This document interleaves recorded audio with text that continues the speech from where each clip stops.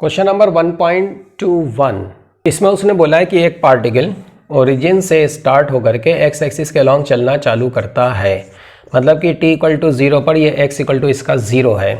इसकी velocity which is along the x axis ये time के साथ इस मैनर में चेंज हो रही है, जहाँ पर टॉ की वैल्यू है 5 सेकेंड और v0 की वैल्यू है 10 मीटर पर सेकेंड।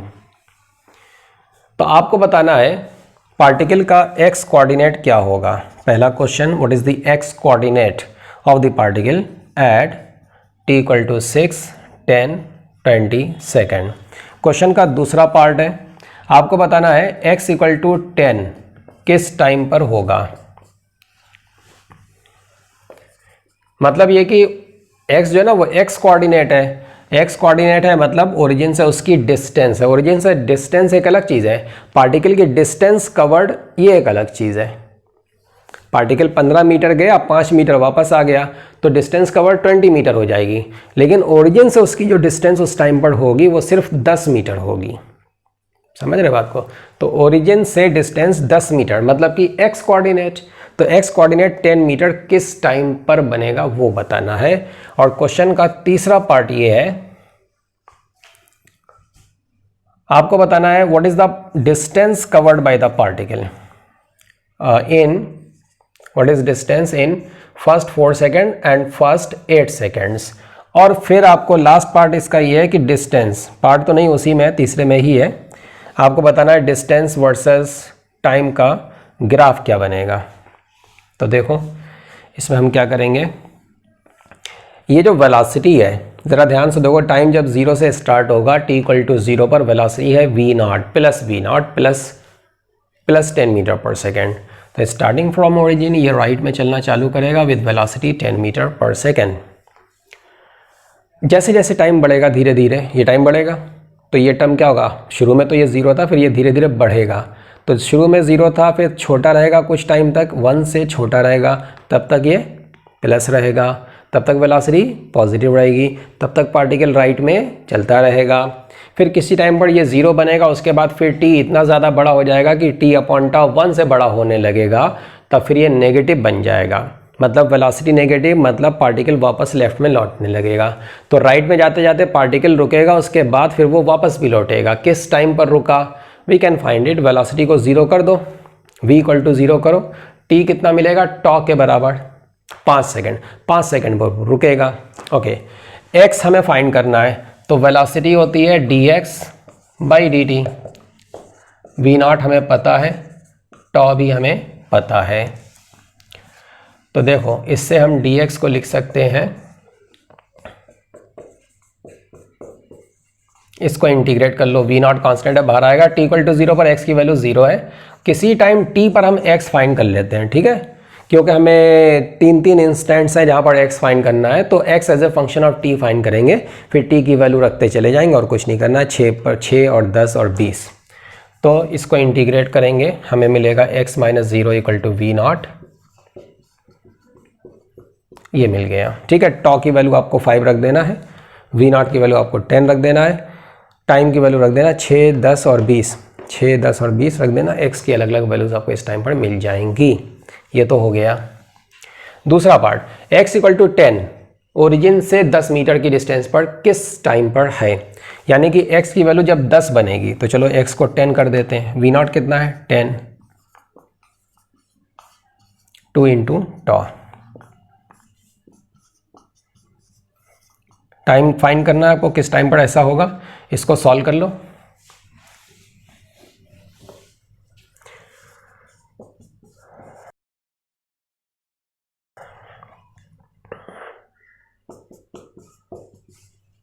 तो टाइम आ रहा है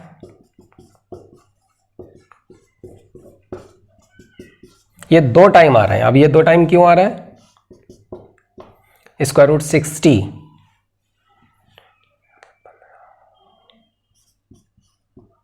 ये इतना आ गया, ठीक है। हाँ, तो ये 2 टाइम असल में इसलिए आ रहा है ना, क्योंकि x इक्वल टू 10 जो है उसने बोला है कि x इक्वल टू 10 मीटर, ये है x इक्वल टू 10, तो पार्टिकल जाएगा और इस पॉइंट को क्रॉस करके आगे निकल जाएगा, उसके बाद फिर वो वापस लौटेगा। x इक्वल टू 10 जो पॉइंट है उस पॉइंट को वो 2 बार क्रॉस करके निकल रहा है, राइट में जाते टाइम, लेफ्ट में आते टाइम। तो एक टाइम है छोटा टाइम, ये वाला टाइम, और दूसरा टाइम है ये वाला टाइम। 5 माइनस रूट 15 छोटा टाइम, 5 प्लस रूट 15 बड़ा टाइम। ठीक है, तो ऑब्वियसली उस पॉइंट को क्रॉस तो कर रहा है। अगर क्रॉस नहीं, क्योंकि जाकर के रुकना है, वापस लौटना है, तो हो सकता है कोई ऐसा पॉइंट बता दिया जाता आगे का जहाँ पर वो पहुँच ही नहीं पाता। जैसे हम बोल रहे हैं कि x = 50 मीटर, वो किस टाइम पर होगा, आप सॉल्व करके देखो, आपको टाइम का एक भी वैल्यू नहीं मिलेगा, इसका मतलब आप पहुँचेगा ही नहीं। ठीक है, ओके। अब क्या पूछा था, डिस्टेंस वर्सेस टाइम। डिस्टेंस क्या है, पहले 4 सेकेंड में, डिस्टेंस क्या है पहले 8 सेकेंड में। ठीक है, ये बताना है। तो डिस्टेंस की जहाँ तक बात है, पहले तो ये पता होना चाहिए कि पार्टिकल रुकेगा कब, कहाँ पर रुकेगा, कब रुकेगा। ये टॉ है, रुकने का मतलब वेलोसिटी 0 हो गई, t हमको मिल गया टॉ के बराबर, मतलब कि 5 सेकेंड। अभी हमने x फाइंड किया था ना, x हमको मिल रहा था, ये हमको मिल रहा था। जब पार्टिकल रुका मतलब कि 5 सेकेंड पर, तब उसका x कोऑर्डिनेट क्या बनेगा। 5 सेकेंड t की वैल्यू रख दो इसमें,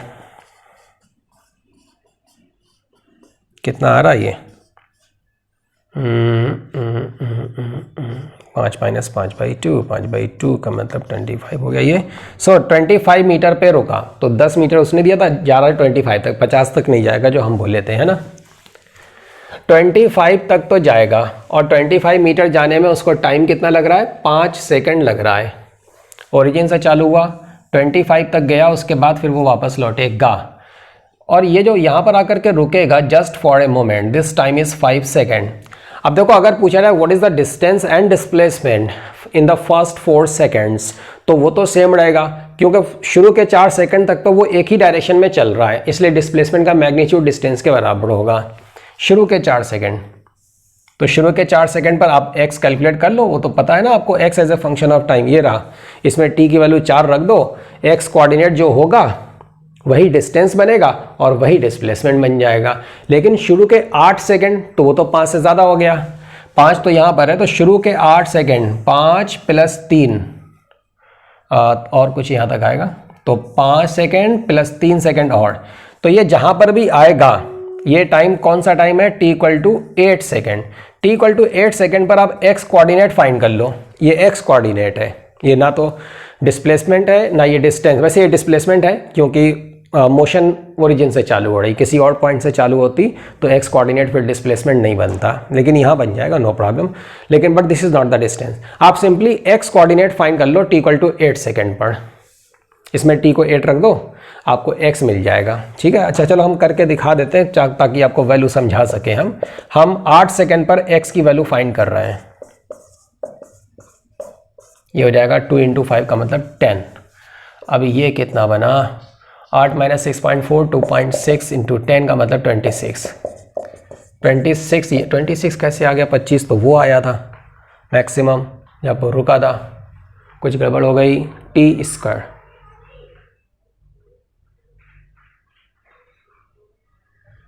हाँ, ये 2.6 थोड़ी ना है, अरे this is 1.6। Okay, so this is 16 metre, right, 16 metre आएगा ये, मतलब ये कितना है, ये 16 मीटर है। अब आप सोचो क्या हुआ, 8 सेकेंड तक डिस्प्लेसमेंट एंड डिस्टेंस, तो देखो डिस्टेंस बनेगी दिस प्लस दिस, ये 16 है, ये 25 है, तो ये कितना है, ये है 9, तो डिस्टेंस कितनी बन गई, 25 + 9, दैट इज द डिस्टेंस, 25 + 9। और डिस्प्लेसमेंट कितना बना, डिस्प्लेसमेंट कितना बना, 16 मीटर, राइट। ओके, इसी क्वेश्चन में आपको ये भी बोला गया है कि आपको डिस्टेंस वर्सेस टाइम का ग्राफ बनाना है। तो देखो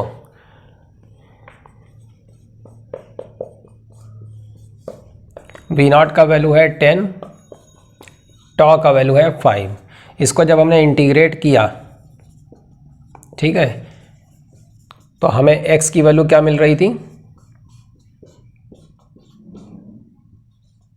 ये हमको x की वैल्यू मिल रही है।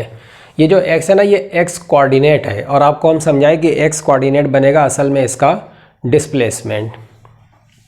अगर हम डिस्प्लेसमेंट की बात करें, पार्टिकल स्टार्टिंग फ्रॉम ओरिजिन आगे गया और उसके बाद फिर वो वापस लौट रहा है, तो x कोऑर्डिनेट 25 तक बढ़ेगा, उसके बाद फिर वो कम हो रहा है। तो x की वैल्यू की अगर हम बात करें विच इज़ द डिस्प्लेसमेंट और उसका ग्राफ बनाएं, तो ये है parabola concave downward. t equal to 0 पर x 0 है, t को 0 रख दो। पैराबोला कॉन्केव डाउनवर्ड ये ऐसे बनेगा, ठीक है। इसका वर्टेक्स जहाँ पर x मैक्सिमम है 5 सेकंड पर, अब इसका डेरिवेटिव 0 कर दो, मतलब वेलोसिटी 0 कर दो, 5 सेकंड आ जाएगा। तो ये है 5 सेकंड। अब देखो ये जो हमने बनाया ग्राफ, ये है डिस्प्लेसमेंट का ग्राफ। डिस्टेंस का अगर आपको ग्राफ बनाना है तो बियॉन्ड दिस पॉइंट, ये जिस तरीके से नीचे जा रहा है, इसका आप रिफ्लेक्शन ले लो ऊपर की ओर। बिल्कुल ये पैराबोला का इतना हिस्सा पलट करके ऊपर चला जाएगा। तो ये पूरा ग्राफ बनेगा डिस्टेंस का ग्राफ, ठीक है। अब ये हो गया डिस्टेंस का ग्राफ, इसको हटा दो। ओके, अब देखते हैं हम अगला क्वेश्चन।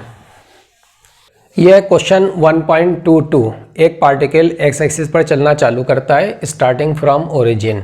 t इक्वल टू 0 पर x की वैल्यू 0 है, मतलब कि पार्टिकल ओरिजिन से शुरू कर रहा है।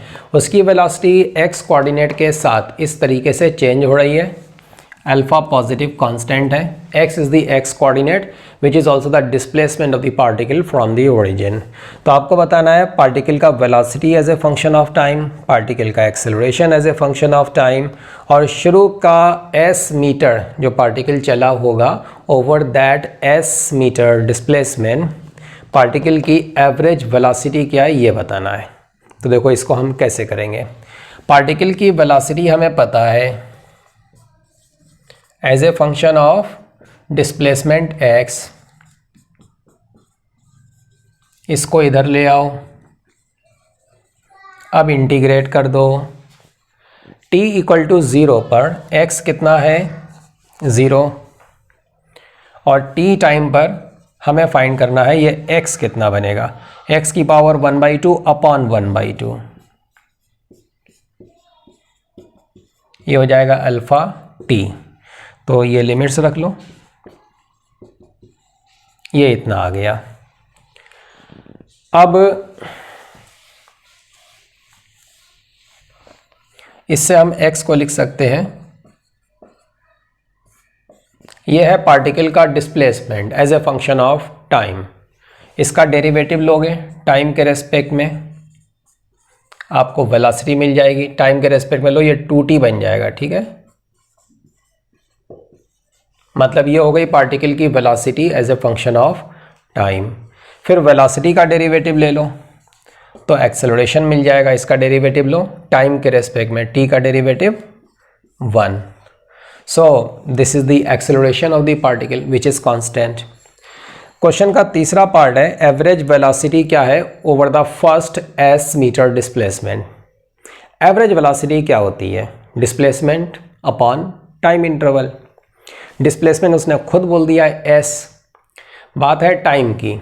शुरू का s मीटर चलने में उसको टाइम कितना लगेगा, शुरू का s मीटर चलने में उसको टाइम कितना लगेगा, x की वैल्यू आप s कर दो, 4s अपॉन अल्फा स्क्वायर, इतना टाइम लगेगा। तो प्रॉब्लम सॉल्व्ड। तीसरा पार्ट एवरेज वेलोसिटी का मैग्नीट्यूड, डिस्प्लेसमेंट s है, टाइम से डिवाइड कर दो,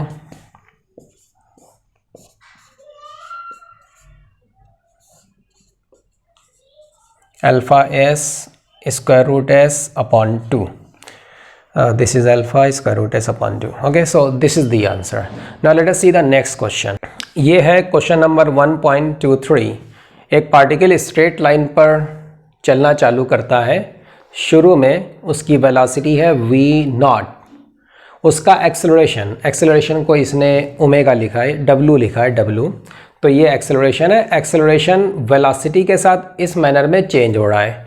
ये जो a है ना, ये a कोई पॉजिटिव कांस्टेंट है, हम लोग एक्सेलरेशन को a लेते हैं, इसने a को कोई कांस्टेंट मान लिया और एक्सेलरेशन को w लिख दिया। तो पूछ ये रहा है कि पार्टिकल का डिस्टेंस कवर्ड क्या होगा बिफोर इट स्टॉप्स, मतलब कि रुकते रुकते रुकते रुकते, शुरू में तो चल ही रहा है ना, तो शुरू में चलेगा और फिर रुकते रुकते टोटल कितना डिस्टेंस कवर कर लेगा वो आपको बताना है, और ये बताना है कि ये कितने टाइम के लिए मूव किया है, what is the total time of motion. देखो ये जहाँ से भी स्टार्ट हुआ मूव करना, जो भी इसका इनिशियल पॉइंट होगा, पॉजिटिव कुछ वेलोसिटी इसमें है, हम इस डायरेक्शन को पॉजिटिव मान लेते हैं, तो शुरू में इसकी वेलोसिटी है v0। अच्छा ये डायरेक्शन पॉजिटिव है, एक्सेलरेशन क्या है नेगेटिव, इसका मतलब इसमें एक्सेलरेशन लेफ्ट में होगा, w लिख दो उसको, एक्सेलरेशन लेफ्ट में, शुरू में वेलोसिटी इधर और एक्सेलरेशन इधर है, इसका मतलब ये जो वेलोसिटी होगी ना ये कम होती चली जाएगी, कम होते होते अल्टीमेटली ये पार्टिकल क्या होगा, एक पॉइंट पर रुक जाएगा। जब ये रुकेगा तो रुकने के बाद वापस नहीं आएगा, सोचो क्यों, क्योंकि जैसे ही ये रुका वेलोसिटी ज़ीरो, वेलोसिटी ज़ीरो तो एक्सेलरेशन ज़ीरो, ना तो कोई एक्सेलरेशन है ना कोई डेसेलरेशन, समझ रहे हैं। तो रुक, जैसी रुका वेलोसिटी ज़ीरो, एक्सेलरेशन भी ज़ीरो, अब एक्सेलरेशन है ही नहीं, तो उस ज़ीरो वेलोसिटी को चेंज करके कौन उसको नॉन ज़ीरो बनाएगा, कोई नहीं है, तो पार्टिकल रुक गया तो रुका रह जाएगा फिर उसके बाद, ठीक है ओके। पार्टिकल का एक्सेलरेशन, एक काम करते हैं, देखो कन्फ्यूजन हो सकता है, हम इसको लिख देते हैं a, और ये जो कांस्टेंट है ना इसको हमने लिख दिया k। हम अपने लास्ट रिजल्ट में जहाँ कहीं हमारा k आएगा उसको हम क्या कर देंगे, a कर देंगे, तो एक्सेलरेशन को हम a लेते हैं तो हमने a ले लिया, कोई कांस्टेंट है वो हमने पॉजिटिव कांस्टेंट k ले लिया। सो एक्सेलरेशन को क्या लिखा जाता है, dv/dt, ये एक्सेलरेशन होता है, रूट v को आप लेफ्ट में ले आओ, इसको इंटीग्रेट कर दो, t इक्वल टू 0 पर वेलोसिटी कितनी है v0, ये t की लिमिट्स ये v की लिमिट्स, और किसी टाइम t पर let us find what is the velocity, so we are going to find the velocity as a function of time. इसका इंटीग्रेशन बनेगा 2 रूट v,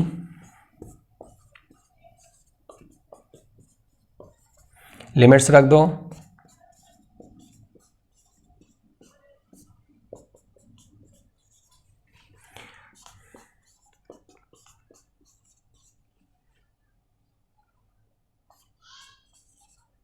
ये इतना आ गया।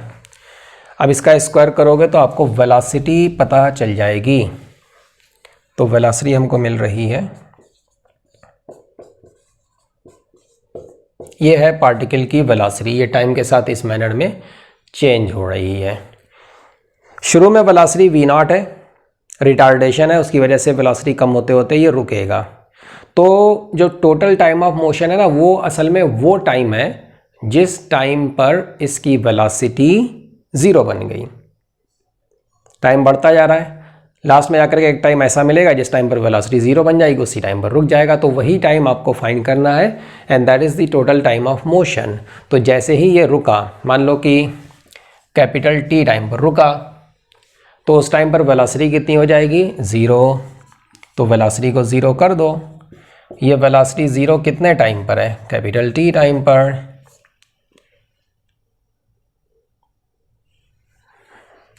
ओके तो हम चेक कर रहे थे ज़रा, हाँ, so this is the answer. ये जो टोटल टाइम पूछा ना, टोटल टाइम ऑफ मोशन, तो ये हमारा एक आंसर आ गया। फिर पूछा है what is the total distance covered. Total distance के लिए अब हमको क्या करना पड़ेगा, इसको फिर से इंटीग्रेट करना पड़ेगा इसको, तो वेलोसिटी है dx/dt, ये है dx/dt, ठीक है, dx अलग रखो, t को उधर ले जाओ, टाइम के फंक्शन के साथ लगा दो,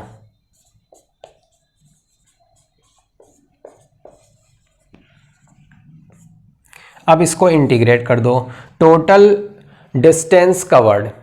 अब देखो डिस्टेंस और डिस्प्लेसमेंट, ये तो डिस्प्लेसमेंट है क्योंकि dx/dt ये वेलोसिटी होती है और x डिस्प्लेसमेंट है, तभी वेलोसिटी बनेगा। डिस्टेंस और डिस्प्लेसमेंट हमेशा सेम तो नहीं होते, लेकिन अगर कोई पार्टिकल चले और परमानेंट एक ही डायरेक्शन में चलता रहे तब दोनों सेम भी हो जाते हैं। यहाँ पर फॉर्चुनेटली हमारे लिए ये अच्छी बात है कि पार्टिकल एक ही डायरेक्शन में चल रहा है, डायरेक्शन पलटेगी ही नहीं, शुरू में पॉजिटिव वेलोसिटी थी v0, रिटार्ड होगा, एक्सेलरेशन इधर रिटार्ड होते होते होते रुकेगा, जैसे ही रुका बस रुका रह जाएगा, तो पलटने का तो चांस है ही नहीं। तो चाहे डिस्प्लेसमेंट बोल लो या डिस्टेंस बोल लो, उसने डिस्टेंस पूछी है ना, वही डिस्प्लेसमेंट भी हो जाएगा टोटल। ओके, तो इसको अब हम इंटीग्रेट करेंगे। t इक्वल टू 0 पर स्टार्टिंग में डिस्प्लेसमेंट 0 है, t equal to capital T, अभी हम फाइंड किए थे ना कैपिटल T, वो कैपिटल T आपको यहाँ रखना है। उस टाइम में टोटल x कितना बनेगा वो आप फाइंड कर लो। इसको आप इंटीग्रेट कर सकते हो, इसमें तो कोई प्रॉब्लम की बात है ही नहीं। इसको आप चाहो तो उल्टा करके लिख लो, KT/2 minus root v0, square के अंदर है ना इसलिए उल्टा करके लिख दिया। फिर इंटीग्रेट कर रहे हैं हम, तो इसका इंटीग्रेशन ये हो जाएगा। फिर इसमें आप लिमिट्स रख लो, बस आंसर आ गया। Now let us see the next question. Question number 1.24 में इसने पूछा है, एक पार्टिकल मूव कर रहा है और उसका पोजीशन वेक्टर टाइम के साथ इस मैनर में चेंज हो रहा है, AT I cap minus BT square J cap, A and B they are some constants. तो आपसे पूछा गया what is the equation of trajectory of the particle. दूसरी चीज़ आपसे पूछी गई है what is the velocity of the particle as a function of time, velocity vector, और acceleration vector as a function of time. फिर पूछा है वेलोसिटी का मैग्नीट्यूड और एक्सेलरेशन का मैग्नीट्यूड। देखो इसको कैसे करेंगे हम। देखो ये क्या है, पोजीशन वेक्टर क्या होता है, x coordinate into I cap plus y coordinate into J cap, z coordinate तो है ही नहीं, पार्टिकल xy प्लेन में चल रहा है। इसका मतलब x कोऑर्डिनेट क्या है, what is the x coordinate, this is AT, और y कोऑर्डिनेट क्या है जो j कैप के साथ मल्टीप्लाइड है, बोलो y कोऑर्डिनेट क्या है माइनस BT स्क्वायर। ये दो इक्वेशन है, इनमें से आप t को एलिमिनेट कर दो, इस t को उठा करके यहाँ सब्सटीट्यूट कर दो, तो ये मिल गया हमको पार्टिकल की ट्रेजेक्टरी का equation, minus b/a square into x square. ठीक है, obviously this is a parabola, और ये पैराबोला ऐसा बनेगा y equal to minus x square like this. अब देखो वैसे ये मोशन स्टार्ट कहाँ से हुई है, शुरू में पार्टिकल कहाँ पर रहा होगा, t को 0 कर दो, शुरू का मतलब स्टार्टिंग मोमेंट का मतलब t की वैल्यू 0 है, t की वैल्यू आप 0 कर दो तो r कितना मिलेगा 0। इसका मतलब बिल्कुल स्टार्टिंग में पार्टिकल कहाँ पर है, ओरिजिन पर है। ये मोशन ओरिजिन से चालू हो रही है और y इक्वल टू माइनस ये जो पैराबोला है ना, ये पैराबोला, इस पैराबोला पर पार्टिकल चल रहा है। ओके, और हमें क्या फाइंड करना है, अच्छा ये तो हमने ट्रेजेक्टरी अभी तक फाइंड करी। वेलोसिटी वेक्टर r का डेरिवेटिव होता है, वेलोसिटी वेक्टर डेरिवेटिव फाइंड कर लो, वेलोसिटी वेक्टर आ जाएगा। ये हो गया AI cap minus 2BT J cap, time के रेस्पेक्ट में डेरिवेटिव, ये वेलोसिटी वेक्टर है, तो फिर उसका मैग्नीट्यूड भी हम फाइंड कर सकते हैं।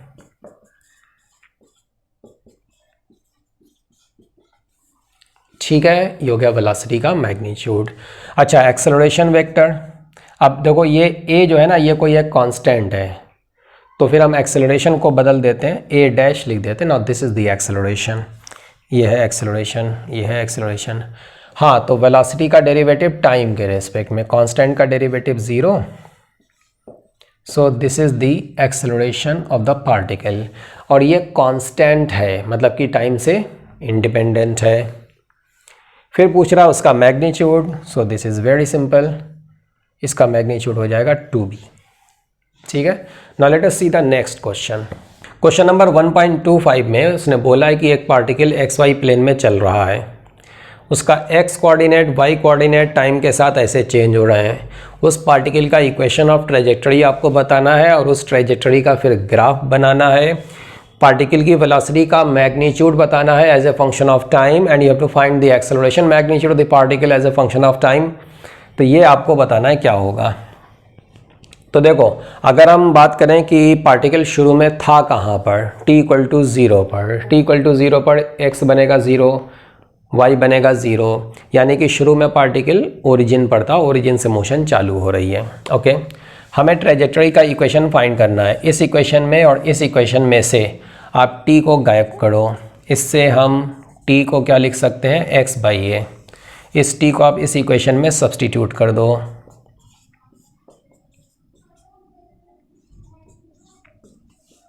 तो हमें ये इक्वेशन मिल गया। ठीक है, ये इक्वेशन है। ये एक पैराबोला है, पैराबोला कॉनकेव डाउनवर्ड, क्योंकि एक्स स्क्वायर का कोएफिशिएंट है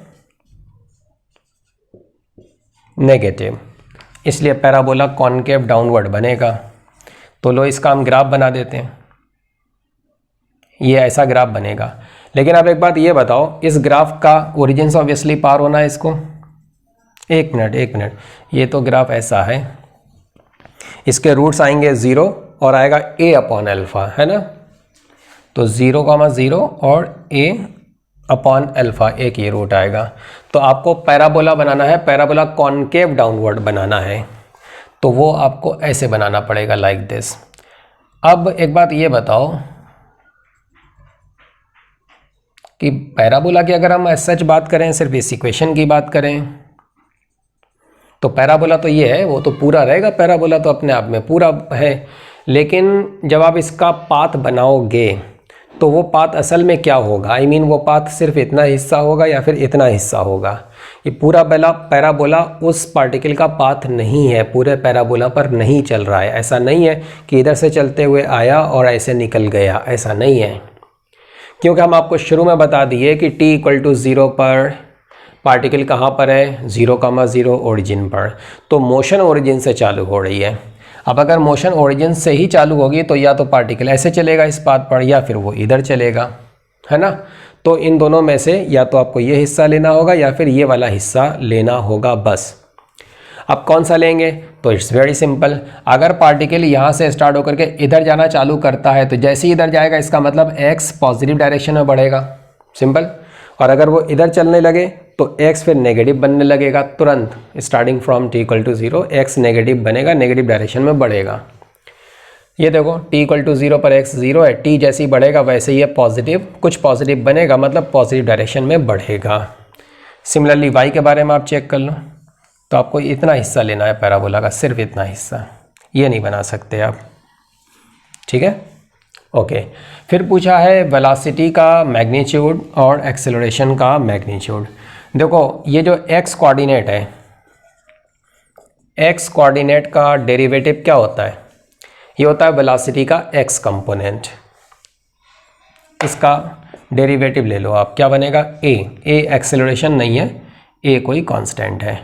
इसी तरीके से जब आप y का डेरिवेटिव लेंगे टाइम के रेस्पेक्ट में, इसको हम ऐसे लिख देते हैं, ठीक है, इसका डेरिवेटिव टाइम के रेस्पेक्ट में।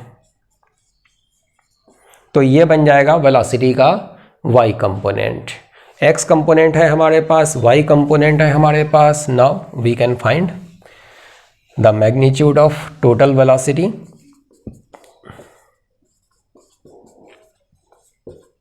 ये बन जाएगी, ये vx है, ये vy उठा करके यहाँ रख दो, आ गया आंसर। ठीक है, फिर पूछा है एक्सेलरेशन का मैग्नीट्यूड क्या होगा। तो देखो vx का जब आप डेरिवेटिव लेंगे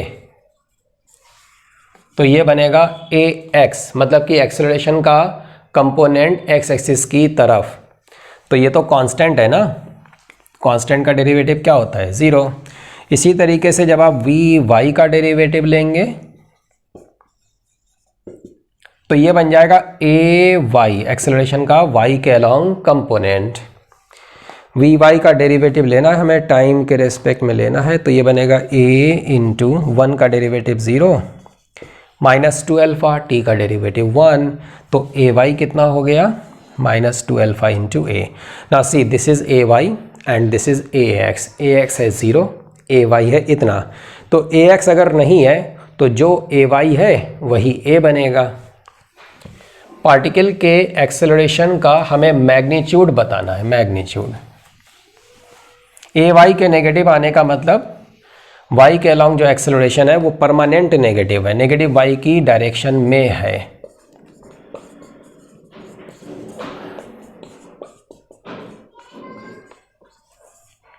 ये है एक्सेलरेशन का मैग्नीट्यूड 2 अल्फा a। और ये इसमें कहीं टाइम नहीं है, मतलब ये टाइम पर डिपेंड ही नहीं करेगा। उसने बोला है कि as a function of time बताना है, तो टाइम तो आ नहीं रहा है, इसका मतलब it is independent of time.